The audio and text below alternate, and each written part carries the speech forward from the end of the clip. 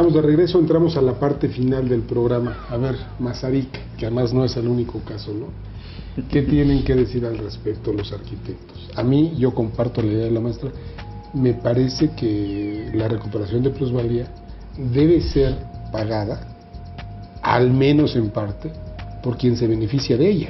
Así es. Pero sí es cierto, aquí usted decía fuera del aire, pues hay mucha gente a la que no le parece pagar por algo que no decidió hacer, aunque se vea beneficiado con esa obra, ¿no? A ver, ¿qué opinan de Mazarik y lo que está pasando? Porque además, a mí me parece que el gobierno va a acabar haciendo el ridículo. En una medida, el gobierno de la ciudad, en una medida que anunció de manera hasta espectacular, diría yo. ¿Quién quiere decir algo? Yo creo que es una medida interesante, pero creo que la aplicación de la recuperación de plusvalías hasta ahora en nuestro país no está siendo efectiva. Habría que tomar cartas en el asunto y decidir políticamente y urbanamente si es lo que queremos hacer. ¿Por qué? Porque nos puede pasar en zonas urbanas muy decaídas y también tendríamos que ver cómo se puede aplicar estas plusvalías a gente de menos recursos, ¿no? Y también habría que ver lo que hablábamos. ¿Cómo pueden cargar con ese costo ellos, ¿no? Y cómo podemos pagar las subvalías, ¿no?, que estamos generando también por obras urbanas en nuestra ciudad y en muchas otras ciudades de nuestro país, ¿no? Bueno, alguna vez, hablando de subvalías, ¿no? Alguna vez una diputada me decía, cuando construían el segundo piso del periférico, hay mucha gente que está protestando porque ahora pues abre su cortina y a 2 metros tiene una columna. ¿Cuánto perdió en valor ese departamento? Eso tendría que haber sido absorbido por alguien, ¿no? Cuando una obra te beneficia, debes pagar por el beneficio que recibiste. Cuando una obra te perjudica, también deberían compensarte por la pérdida que te generaron. ¿Si es así o no? Pues ahí yo les quería comentar, porque es bien curioso eso. Todos pensamos lo mismo, pero hasta que no se hace una investigación en serio, uno no sabe. Hay una tesis de maestría en la UNAM que investiga exactamente qué pasó con la plusvalía del segundo piso en la zona de San Ángel, ¿no? Resulta que hay plusvalía. Se generaron mayores valores en usos de suelo que los que había anteriormente al segundo piso. Entonces, ¿cómo legislamos eso para que no haya juego con que unos dicen que es subvalía y otros que dicen que es plusvalía? Es complicado, ¿no? Los legisladores tienen un trabajo por delante complicado y se tienen que basar en estudios serios, ¿no? Lo que pasa es que creo que la obra no afecta por igual a todos, aunque estén en el mismo trazo, ¿no?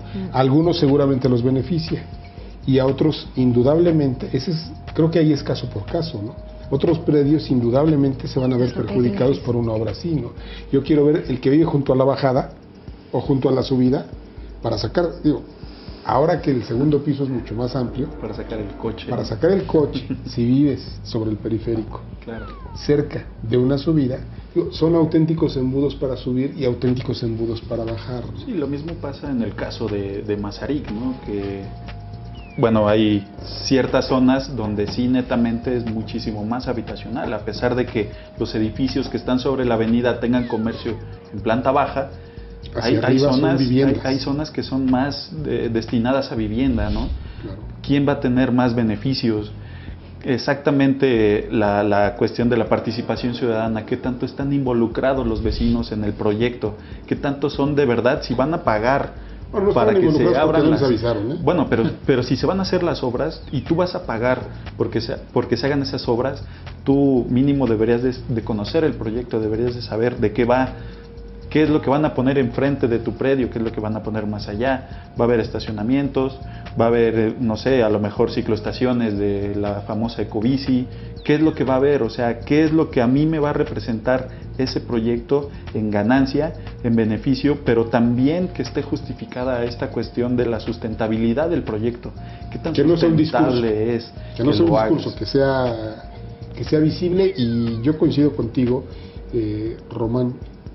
Creo que uno de los principales problemas en este tema de Mazarik, y yo insisto, y lo digo yo, no ustedes, el gobierno acabará haciendo el ridículo en este tema de Mazarik, porque pues es así como la chimoltrufia, ¿no? Un día para adelante, otro para atrás, Y yo responsabilizo al secretario Simón Newman, ¿no?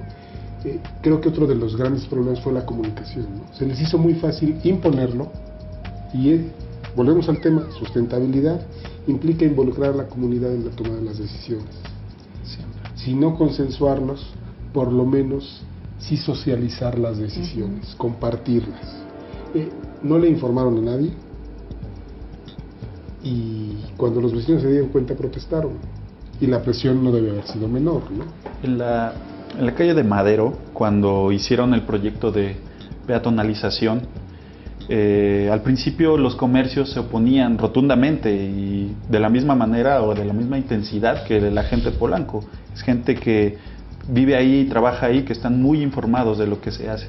Entonces, para justificar el proyecto, les dijeron, vamos a cerrar un día a la semana. Y después cerraron 2. Y después cerraron 3. Y hubo un mes completo que cerraron toda la calle de Madero todos los días. A raíz de eso, sacaron estadísticas donde decían, ¿cuándo vendiste más? ¿Cuando circulaban coches o cuando no circulaban coches? Y le demostraron a la gente que el la proyecto gente no los iba a afectar. Es decir, se tomaron la molestia de informarlos y de convencerlos, ¿no? Sí, así es. De hecho, como comentábamos, parte de la arquitectura sustentable como tal es cuidar los 3 aspectos, ¿no? Puedes tener un proyecto muy estético que funcione y todo, pero si no es económicamente viable o si ecológicamente es demasiado el impacto, simplemente no se podría considerar como tal. Si los costos superan los beneficios y eso es simplemente punto de equilibrio, negocio, pues no es sustentable. No, y de hecho pasa mucho con el famoso greenwash, ¿no? Que son construcciones que te venden tu panel solar o un calentador solar y creen que por ese simple hecho ya tu edificio es sustentable, tu casa o lo que tengas, ¿no? Sustentable es mucho más sustentable que un calentador solar, ¿no? Hay un dicho que dice que el mejor foco es aquel que nunca se prende. Ajá. Entonces, antes de pensar en ahorrar, debemos pensar en incluso no gastar. Sí, no gastar. Exactamente. Entonces, de ahí, partiendo bajo ese criterio, la sustentabilidad debe de ayudarte a tener ahorros, ¿sí? Pero no por eso tienes que, o sea, tu casa por más tecnificada que esté, no quiere decir que ya es sustentable, ¿no? Puede ser todo lo contrario. O sea, económicamente tú le inviertes una cierta cantidad y en lo que te regresa eso en ahorros puede tardar 5 o 10 años dependiendo de lo que se haya colocado y ese producto, ese material que tienes ahí ya perdió su vida útil, se tiene que renovar, o sea, pueden pasar muchas cosas. Al contrario que si tienes una arquitectura bien planeada, bien construida desde un inicio, puede ayudarte a tener muchísimo confort térmico, ilumínico, acústico.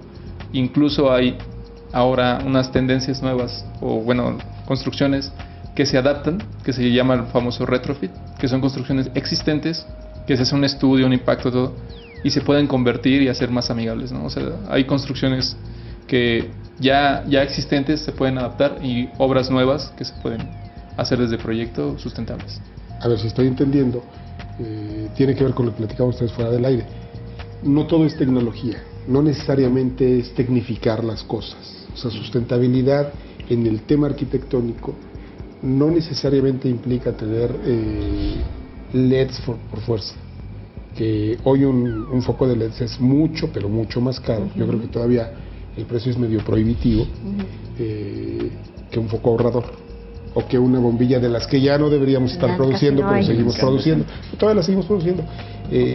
Comentaba usted, maestra, comentaban ustedes fuera del aire, y tiene que ver con el tema de la autoconstrucción, ¿no? Las adaptaciones o simplemente una buena orientación acaba mejorando muchísimo más a lo mejor la temperatura de un piso, de un edificio, que un sistema de paneles solares o cosas de ese tipo, ¿no? En nuestro país hemos visto muchos trabajos al respecto. Hemos visto cómo la CONAVI ha puesto paneles solares en distintas áreas habitacionales de nuestro país. Y es bueno, estos intentos son buenos, pero yo seguía viendo estas casas con paneles solares y los niños metidos durante el verano en el norte de la República en tambos de agua porque se cocían. Entonces, muchas veces lo que decimos nosotros es que es más fácil poner, por ejemplo, aislantes térmicos, que a la larga son baratísimos, que poner paneles solares, que en general, como no los producimos en México, son mucho más caros. Eso por un lado. Y por otro lado, en México tenemos un tema, a mí me parece fundamental para la sustentabilidad, que es el mantenimiento. En nuestro país parece ser que nos cuesta menos invertir en construir que en mantener. Entonces vemos, por ejemplo, en nuestras calles, las calles de nuestras ciudades, con las casas no pintadas, con las casas en malas condiciones, con cristales sin poner, etcétera. ¿Por qué? Porque no le damos dinero a eso. ¿Qué tal si en vez de pensar en traer paneles chinos, o en su caso los buenos, los ingleses, los judíos, etcétera, qué tal si en vez de pensar en eso, pensamos en cómo generar una cultura de mantenimiento a través de materiales que tengan poco mantenimiento, ¿no? Creo que eso sería mucho más aplicado a nuestro país que el buscar estas altas tecnologías que cuestan tanto implementar en nuestro país, ¿no? Y además es engañoso el tema de la tecnología, ¿no? Y bueno, uno lo ve hasta en los gadgets, ¿no? Si quieres jugar a perseguir a la tecnología, vas a gastar muchísimo dinero. Lo puedes ver en la economía personal y en la economía de los negocios, ¿no? Si quieres jugar a perseguir a la tecnología, uno, nunca la vas a alcanzar, y dos, vas a gastar muchísimo dinero, ¿no? Y creo que nada más alejado del concepto real de la sustentabilidad que entrar a esos juegos, ¿no? Y el ejemplo de los paneles solares me parece muy adecuado para esto. Y no solo el panel, sino incluso los propios materiales. O sea, el material, o lo que al construir tenemos un costo económico, pero hay un costo ambiental, que es la famosa huella, ¿no? Cada material tiene un lugar de extracción, un costo de fabricación, un consumo de energía, transportación. Entonces, todos esos elementos podemos no tener celdas solares, pero si construimos con un mármol que viene de Europa, entonces nuestro costo ambiental en nuestro proyecto, nuestra famosa huella, se incrementa muchísimo. Entonces, tampoco, no estamos tecnificando, pero tampoco estamos siendo sustentables, ¿no? O sea, es parte de todas las medidas. Claro, claro, sí, es y muchos los elementos que se deben analizar, ¿no? Pues desafortunadamente el tiempo que se nos acabó. Yo les agradezco a los tres que nos hayan acompañado. Muy interesante el tema, muy ilustrativo todo lo que nos compartieron. Y gracias a usted por el favor de su atención. Esto fue Política Ambiental. Lo esperamos en la próxima emisión. Muchas gracias. Muchas gracias.